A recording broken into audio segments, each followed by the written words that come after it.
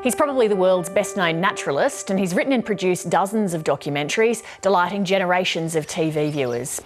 We're so similar. Their sight, their hearing, their sense of smell are so similar to ours that we see the world in the same way as they do. Please welcome Sir David Attenborough. But for the past few years, he's had a much more urgent mission, convincing the world to take action on climate change. We're facing a man-made disaster of global scale.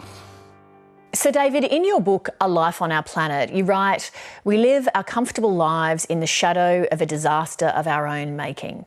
What do you mean by that?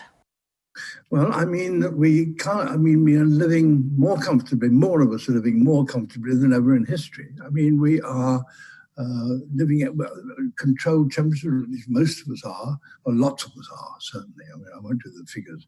But humanity, by and large, has taken what it wants from the natural world and built its own construct, its own surroundings, which we are tempted to think is our world. And now we're realizing that it isn't our world, actually. We don't control as much as we think we do. And we are heading for disaster because we have thought that we could simply take whatever we wanted if it was there. When you say heading for disaster, what do you think are the most pressing threats? One that is lurking is that the ice caps are going to melt.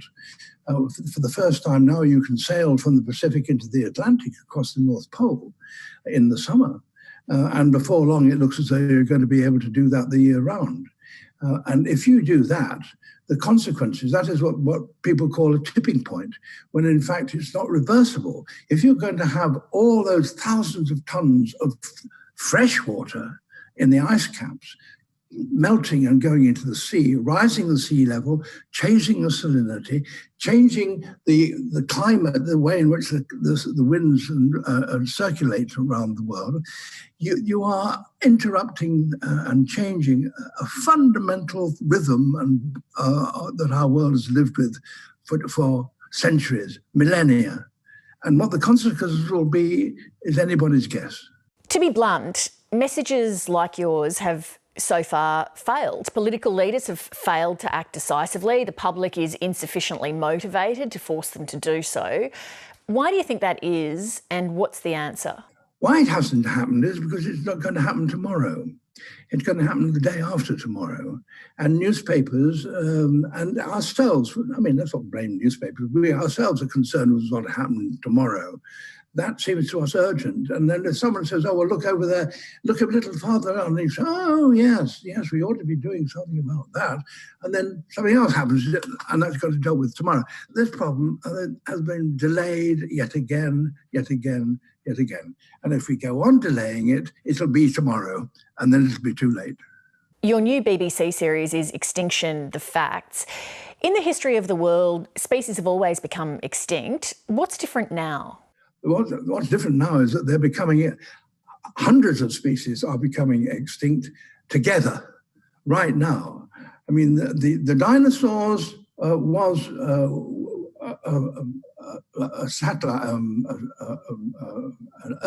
earthly body hitting the Earth suddenly, and that was one big effort. Previous extinctions happened over centuries, and even the dying out of the dinosaurs took several decades, we know, if not more than that. But this is happening right now, and it's happening, and it could be happening very, very quickly indeed across every aspect of the world's life. Nobody can really travel with ease at the moment, but let's say you could magically click your heels and transport yourself to anywhere you wanted to be in the world. Where would you go? Well, I wouldn't mind being in your side of the world, really. I have a great time when I come to Australia, and I've been to Australia fairly regularly, and I haven't now, and I doubt whether I shall be able to do so again because of the restrictions on air travel and one thing and another.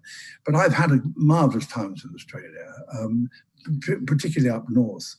Up in Arnhem Land and down on the Queensland coast, but also in the south. I mean, listening to lyrebirds is one of the great experiences of life. You know, it is unbelievable. You probably have. Well, it is for me, it just echoes in the mind. Just sitting there and hearing this fantastic bird singing this huge range of all the bird calls that's around. And then on top of that, imitating the chainsaws that are cutting down the very forest in which it lives. I mean, that's a heart-rending thing to hear, which I have. You're 94 now. When you survey the landscape of your life from this vantage point, what most stands out to you? My life? Well, I suppose, I mean, it's a hackneyed reply, a conventional reply, but it's the true one, so I might as well say it. I mean, what stands out was the time I met what I thought were wild gorillas. I mean, mountain gorillas, that was, in Rwanda. And it stands out because I'm not allowed to forget it. I mean, we filmed it. I wasn't expecting to get that close to them. And for them to come out of the forest and then sit on me, I can honestly, truthfully say I wasn't for a microsecond concerned. I mean, there was this animal who could rip my arm off, I mean, if it wanted, you know. And yet there she was. I mean, she just sat alongside, put a hand on my head, put a finger in my mouth, looked inside my mouth. Just unbelievable. And then her son, the young son, came and sat on my legs and started pulling my shoelaces apart. And how long I sat there and that, I mean, it was certainly the most meaningful first encounter with another animal that I've ever had. Well, you and your team have brought many magical moments like that one to the public. Thank you for them, and thank you for your time this evening. Okay, thank you. Hi, I'm Lee Sales. Thanks for watching this story. If you'd like to watch more of 730's stories, they are on the left of your screen. And tap on the button below to subscribe and get the latest from ABC News.